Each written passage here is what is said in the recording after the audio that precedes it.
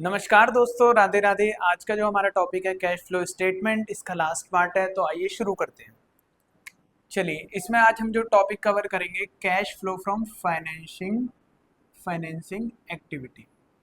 चलिए, cash flow from financing activity में हमें ध्यान रखना है, बेटा कोई भी कंपनी है, इसे पैसे की जरूरत है, तो कंपनी क्या करेगी, अपने शेयर इशू कर सकती है पब्लिक को, डिवेंचर्स इशू कर सकती है पब्लिक को, या बैंक से लोन ले सकती है, या अदर पार्टी से भी वो लोन ले सकती है। फॉर एग्जांपल, ये एसबीआई बैंक है, या दूसरे लोग हैं, या दूसरी संस्थाएं, इन लोगों से भी क्या कर सकती है, पैसा ले सकती है। तो ये इन तीनों जगह से पैसा आ रहा है, पैसा आ रहा है। तो ये हमारी जो एक्टिविटीज कहलाएंगी, issue of share, issue of debenture, bank loan taken, other loan taken, ये सारी की सारी एक्टिविटी इनफ्लो ऑफ कैश कहलाती है, जो कि कहाँ पर कवर होगी, फाइनेंसिंग एक्टिविटी में कवर होगी। ठीक है सर। सर, और क्या बात ध्यान रखनी है बेटा, एक जो प्रिंसिपल है वो आर आर और आर, जो ट्रिपल आर वाला प्रिंसिपल ये कहता है, अगर आपने कोई जैसे कोई एक्टिविटी है, वो मेन एक्टिविटी फाइनेंसिंग की है, तो उससे रिलेटेड सारी एक्टिविटी भी फाइनेंसिंग होगी। जैसे कि शेयर इशू कर दिए, तो कल को हमें डिबेंचर पे करना पड़ेगा, फाइनेंसिंग एक्टिविटी का। डिबेंचर इशू कर दिए, तो इन्हें कल को हमें इस पे इंटरेस्ट पे करना पड़ेगा, ये भी हमारा फाइनेंसिंग एक्टिविटी होगा।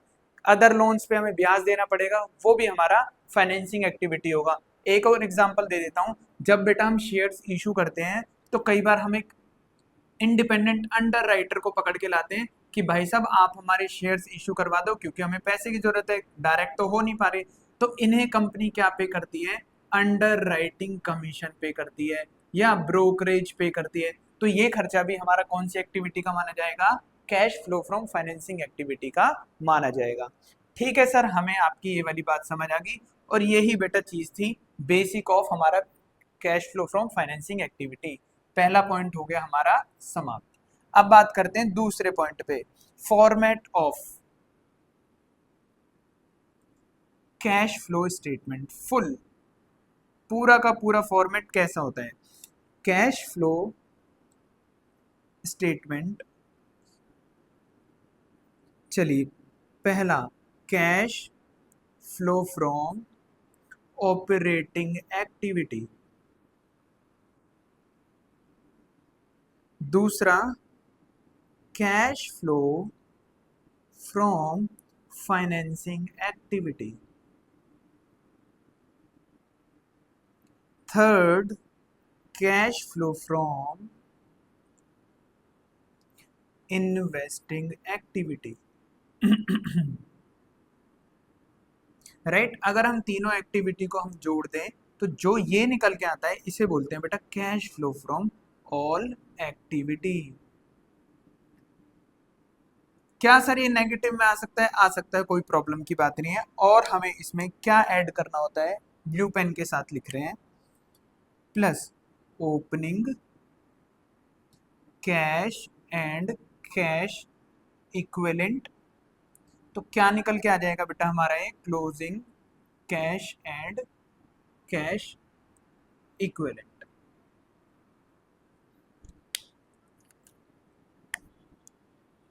This is your complete format of cash flow statement.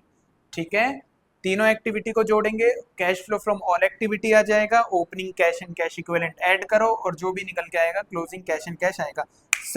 Sir ये हमारा कैश एंड कैश इक्विवेलेंट क्या होता है, इंपॉर्टेंट है, इसे अभी हम इस तरफ कनेक्ट करेंगे। चलो, हमने बेसिक पढ़ लिया, फुल फॉर्मेट पढ़ लिया, अब बात कर रहे हैं कैश एंड कैश इक्विवेलेंट की। Point number 3, cash and cash equivalent की बात कर रहे हैं दोस्तों। कैश का मतलब है प्योर कैश। प्योर कैश बोले तो जो हमारे पास हार्ड कैश पड़ा हुआ है, बैंक में बैलेंस पड़ा हुआ है, और जो भी करेंसी नोट होते हैं, सिक्के होते हैं, कॉइन्स होते हैं, ये हमारा कैश का पार्ट माना जाता है। अगर हम बात करेंगे कैश इक्विवेलेंट की, कैश इक्विवेलेंट मतलब कैश के बराबर, कैश के जैसा, बट नॉट अ कैश। इसमें आप याद रखना दो तीन चीज। अगर हमने कोई भी शॉर्ट टर्म लोन एडवांस दे रखा है, वो आपका कैश इक्विवेलेंट के बराबर है।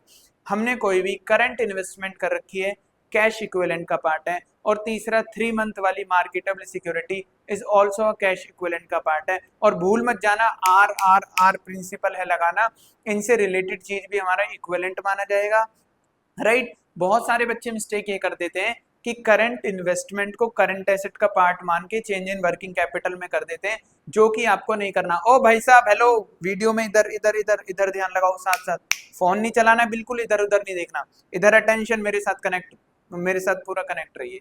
चलिए साथ साथ बोलिए करंट इन्वेस्टमेंट, अरे बोलो भाई, करंट इन्वेस्टमेंट, हाँ करंट इन्वेस्टमेंट करंट एसेट्स का पार्ट नहीं है, करंट एसेट का पार्ट नहीं है, यह कैश इक्विवेलेंट का पार्ट है, यह कैश इक्विवेलेंट का पार्ट है। कौन से चैप्टर में? कैश फ्लो स्टेटमेंट में। वेरी वेरी गुड, आओ भाई आओ। सर कैश के बारे में आपने बताया प्योर कैश, जैसे कि currency note, bank balance etcetera. Cash equivalent में आप याद रखेंगे कैश के बराबर 3 मंथ वाली मार्केटेबल सिक्योरिटीज,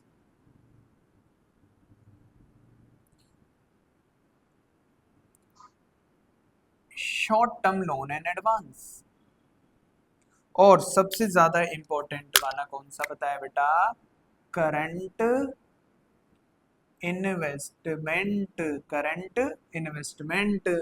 इसे भूल मत जाना क्योंकि आप गड़बड़ करके आओगे, मुझे मालूम है, ठीक है। इस रेड वाले को बिल्कुल भी मत भूलना, ठीक है। सर आपने कार्टून इमोजी बना दिया है, हम याद रखेंगे। चलो भाई चलो, हमारी कैश इक्विवेलेंट वाली बात हो गई। अच्छा एक स्पेशल पॉइंट सुन लो बस,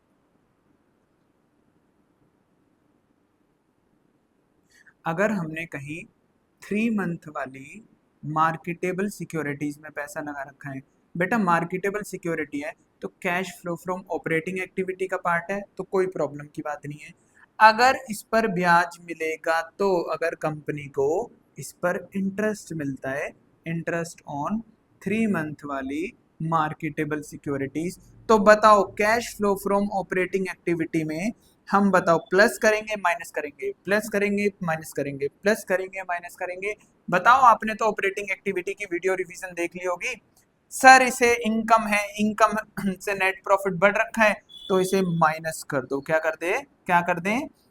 इंटरेस्ट रिसीव माइनस कर दें। The correct answer is no. अरे सर क्यों, सर क्यों? बेटा आपको एक बात बताता हूँ, मुझे बताओ हम किन चीजों को एडजस्ट करते हैं नेट प्रॉफिट में? वो चीजें जो नॉन ऑपरेटिंग है, बट लेकिन जो हमारा मार्केटेबल सिक्योरिटी है ये तो ऑपरेटिंग है, तो इससे रिलेटेड इंटरेस्ट भी तो ऑपरेटिंग हो गया, और अगर ऑपरेटिंग हो गया नेट प्रॉफिट में सही तो जा चुका है, कोई दिक्कत की बात ही नहीं है, इसलिए हम इसमें एडलेस कुछ भी नहीं करेंगे। ओ सर ये तो बहुत इंपॉर्टेंट बात है, इंपॉर्टेंट बात है तो लो बेटा लो, बताओ कौन से रंग से, बताओ भाई बताओ कौन से कलर से इमोजी बनाए? सर ऊपर रेड बनाइए, इस बार ब्लू बना दो। एक और चीज दिखाता हूँ, लो बेटा लो, रेड वाला ग्रीन वाला भी आ गया, बताओ किससे बनाए? सर ग्रीन वाले से बनाओ, मैंने कहा ओके। लो भाई लो, इमोजी नंबर 2। ओके सर, इतनी बड़ी बात, ये तो हम भूल सकते हैं। मैंने कहा मुझे पता है इसीलिए तुम्हें बता रहे हैं। ओके सर, कौन सी वाली बात? ये वाली बात जो हमने करी है कि no treatment, no treatment because already include in the net profit whose nature is operating. चलो सर आपकी बात हमें समझ आ गई और मुझे भी आपकी बात समझ आ गई। कंटिन्यू करते हैं अगले टॉपिक पे। अगला टॉपिक, अगला टॉपिक, अगला टॉपिक,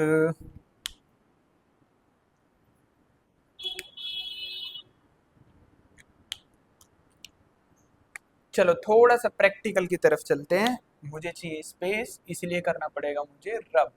चलिए the point number 4, next topic है हमारा एक्स्ट्रा ऑर्डिनरी आइटम्स। बेटा एक्स्ट्रा ऑर्डिनरी आइटम्स वो आइटम होती हैं जो नॉर्मल बिजनेस के बाहर होती हैं। जैसे कि मान लीजिए अगर मेरा स्टॉक बिक गया, स्टॉक खरीद लिया, ये सारा हमारा नॉर्मल एक्टिविटी का पार्ट है, स्टॉक का आना जाना। अगर मैं बात करता हूँ मेरा स्टॉक गोदाम में रखा था और लॉस्ट बाय फायर हो गया, आग लग गई जल गई, तो बताओ क्या करें? ये नॉर्मल एक्टिविटी है एबनॉर्मल? सर एबनॉर्मल एक्टिविटी है, ये एक एक्स्ट्रा ऑर्डिनरी एक्टिविटी है, कभी कभार नहीं होती, रेयरली केसेस में होती है। ओके दूसरी चीज मुझे बताओ, जब मेरा स्टॉक जला होगा तो क्या ऐसा पॉसिबल है कि इंश्योरेंस कंपनी से कुछ पैसा मिल गया हो? हाँ सर, कोई दिक्कत की बात नहीं है, बिल्कुल हो सकता है। तो जो ये वाली इनकम मिली है इंश्योरेंस कंपनी से, क्लेम मिला है बेटा, ये क्लेम हमारा कहलाएगा एक्स्ट्रा ऑर्डिनरी इनकम।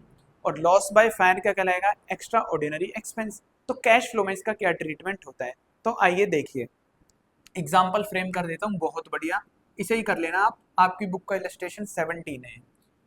चलिए, loss by fire of stock ₹2 lakhs। Insurance company give claim या रिसीव, हमें कितना मिला है? Received from insurance company 1,30,000। चलो सॉल्यूशन,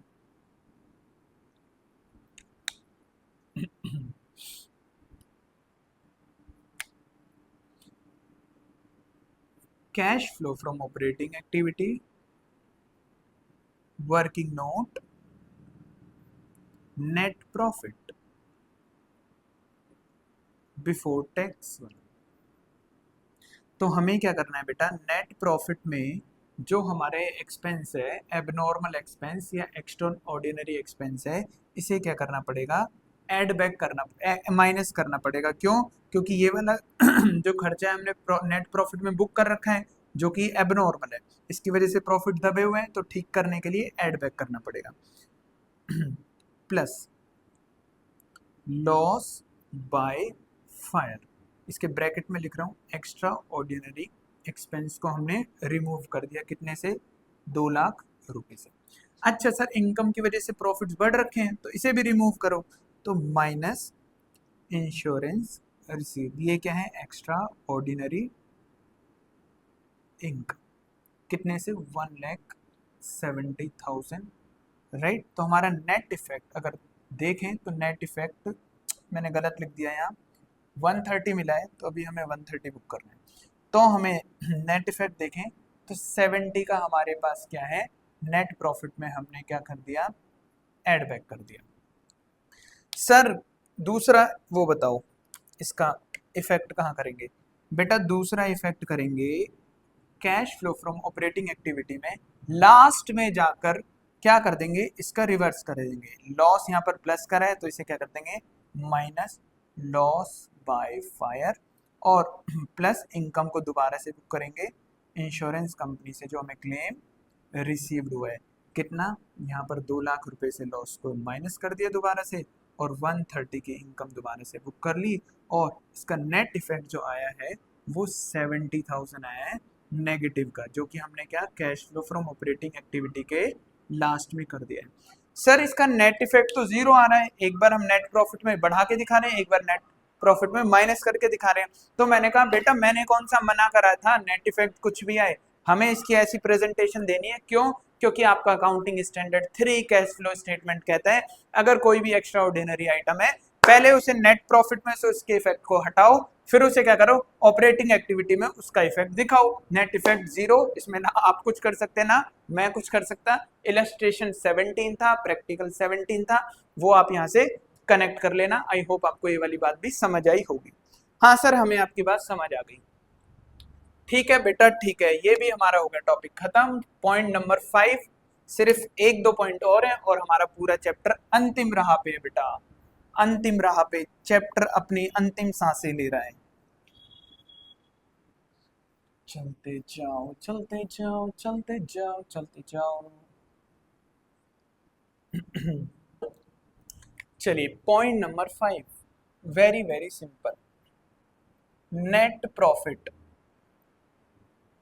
या सरप्लस कैसे लेना है? चलो सीधा एग्जांपल के थ्रू देखना है बेटा। जब हम वर्किंग नोट बनाते हैं नेट प्रॉफिट बिफोर टैक्स वाला, तो हम पहला पहला आइटम यहाँ पे लिखते हैं नेट प्रॉफिट या surplus from P and L, जो कि पी एंड एल अकाउंट से लेते हैं। तो कई बार ये पॉजिटिव बैलेंस होता है, कई बार नेगेटिव होता है, तो ये पता कैसे चले पॉजिटिव लेंगे नेगेटिव लेंगे? तो मैं आपके बहुत सारे केसेस बना देता हूँ इस तरफ। आसान है, कोई प्रॉब्लम की बात नहीं है। ये ओपनिंग बैलेंस, ये closing balance. Case number first, मान लीजिए प्रॉफिट पी एंड एल के बैलेंस बता रहे हैं, प्रॉफिट 10,000 से थे, 12,000 हो गए, तो बताओ इस साल कितना पी एंड एल में बुक कर, यहाँ पर बुक करेंगे। तो हम क्या करेंगे, प्रॉफिट 2,000 रुपये से बुक करेंगे। कितने से बुक करेंगे, 2,000 से, कैश फ्लो स्टेटमेंट में। ठीक है, 10,000 बैलेंस था, 12,000 बैलेंस हो गया, मतलब ड्यूरिंग द ईयर कितने का हमने प्रॉफिट कमाया, 2,000 रुपये का। ध्यान रखना, अगर नेगेटिव वैल्यू आएगी तो मैं ऐसे ब्रैकेट्स में लिखूंगा, पॉजिटिव वैल्यू मतलब प्रॉफिट को नॉर्मल लिखेंगे। तो ये हमारा प्रॉफिट है। ठीक है सर, अगर ये ऐसे होता तो 10,000 से हमारा 7,000 हो जाता, तो क्या बेटा, 3,000 रुपए का नेगेटिव बैलेंस है, मतलब लॉस। ओके, इसे मिटाई देते हैं, सीधा प्रॉफिट या लॉस मैं यहाँ पे लिख दूंगा। ठीक है सर, अगर हमारा ये 10,000 रुपये था और जीरो हो गया, इसका मतलब बताओ बेटा। इसका मतलब ये था, हम प्रॉफिट हमारा शुरू में 10 था, जीरो हो गया, इसका मतलब 10,000 रुपये का ड्यूरिंग द ईयर हमारे पास लॉस रहा होगा, जभी तो प्रॉफिट जीरो बन गया हमारा। इस साल बीच में ड्यूरिंग द ईयर 10,000 का लॉस रहा होगा। केस नंबर 4, ये था हमारा 5,000 रुपये का नेगेटिव बैलेंस, ये जीरो हो गया। नेगेटिव से आप जीरो हो गए, मतलब 5,000 रुपये का आपने प्रॉफिट कमाया होगा। ठीक है सर, नेक्स्ट, 5,000 रुपये नेगेटिव से 7,000 रुपये नेगेटिव हो गया, मतलब 2,000 रुपये का लॉस हो गया होगा। आपका लॉस बढ़ रहा है। सर एक और बताओ, समझ कम आ रहा है, पूरा आएगा बेटा, पूरा आएगा। देखो भैया, जीरो से 2,000 रुपये हो गए नेगेटिव, कुछ नहीं था, माइनस में कैसे पहुंच गए होंगे, लॉस रहा होगा 2,000 रुपये का। सर अगर ये 2,000 रुपये से 8,000 रुपये का लॉस रहा होगा तो क्या रहा होगा, आपके पास प्रॉफिट था तो कितने का लॉस रहा जो ये 8,000 रुपये बन गया होगा। तो बेटा ये बना होगा आपका 10,000 रुपये का लॉस। तो इसको हम एक और तरीके से कर सकते हैं, कैसे कर सकते हैं, ग्राफ बना के कोई भी आइटम उठा लो, जैसे ये वाला 5,000 ये जीरो है, ये नेगेटिव है, ये पॉजिटिव। तो 5,000 मान लो, यहाँ पे 5,000 यहाँ पर लाई कर रहा है, नेगेटिव बैलेंस है 5,000, और हमें कहाँ जाना है, 7,000 नेगेटिव पे। तो और डाउन करना है 2,000 से, जब भी तो हम 7,000 पे जाएंगे, तो इसलिए 2,000 नेगेटिव बैलेंस आ गया।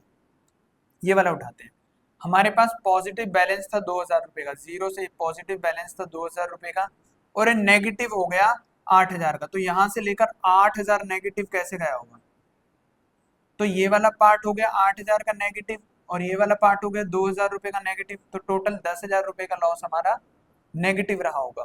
राइट, तो इस तरीके से आपको देखना है। फिर क्यों, क्योंकि बेटा आप इसे ही तो उठा के पूरा सवाल आगे का स्टार्ट करेंगे, तो ये चीज बहुत ज्यादा जरूरी है। राइट, आई होप आपको ये वाला चैप्टर समाप्त हो आ गया होगा, आई होप आपको ये वाला चैप्टर समझ आया होगा। ऑलमोस्ट सारे टॉपिक्स खत्म हो चुके हैं, एक छोटा सा पॉइंट है वो और ध्यान में रख लेना, फिर तो काम बन जाएगा। बेटा कैसे पता लगाते हैं, कोई भी एक्टिविटी ऑपरेटिंग है, इन्वेस्टिंग है, फाइनेंसिंग है, तो हम कंपनी का नेचर ऑफ बिजनेस जरूर देखते हैं, जैसे कि interest paid, dividend paid, interest receive, dividend receive, ये सारी चीज़ें पेमेंट वाली फाइनेंस में बुक कर रहे हैं और रिसीव वाली इन्वेस्टमेंट में। लेकिन कुछ स्पेशल कंपनी है, जैसे कि फाइनेंसिंग कंपनी, बैंक हो गए, फाइनेंशियल इंस्टीट्यूशंस हो गए, तो इनका काम ही पैसा लेना देना है, तो इन्हें जो ब्याज मिल रहा है और जो ये ब्याज पे कर रहे हैं, तो इस दोनों उनके लिए ऑपरेटिंग का माना जाएगा, इन्वेस्टिंग या फाइनेंसिंग का नहीं माना जाएगा। क्यों, क्योंकि उनका नेचर ऑफ बिजनेस ही है। राइट, लेकिन स्पेशल एक दो चीजें, जैसे कि मान लो डिविडेंड पेड, डिविडेंड कंपनी हमेशा अपने शेयर होल्डर्स को पे करती है, जो कि फाइनेंसिंग का पार्ट है, तो dividend paid is always considered as the cash flow from financing activity. एक दो और याद रख लो, बैंक ओवरड्राफ्ट करंट इन्वेस्टमेंट मत मानना, बैंक ओवरड्राफ्ट फाइनेंसिंग एक्टिविटी का पार्ट है, कैश क्रेडिट फाइनेंसिंग एक्टिविटी का पार्ट है। राइट, तो ये कुछ स्पेशल बातें थी, सवाल करोगे तो आपको समझ आ जाएगा। आज हमारा ऑफिशियल चैप्टर खत्म हो गया है, और अगर लगेगा बेकार सवाल कराना है तो मैं इसका एक आध सवाल भी करा दूंगा। Right, so thank you so much दोस्तों, ऐसे ही आप मेहनत करते रहिए, आगे बढ़ते रहिए और खूब तरक्की करो। Thank you so much, Radhe Radhe.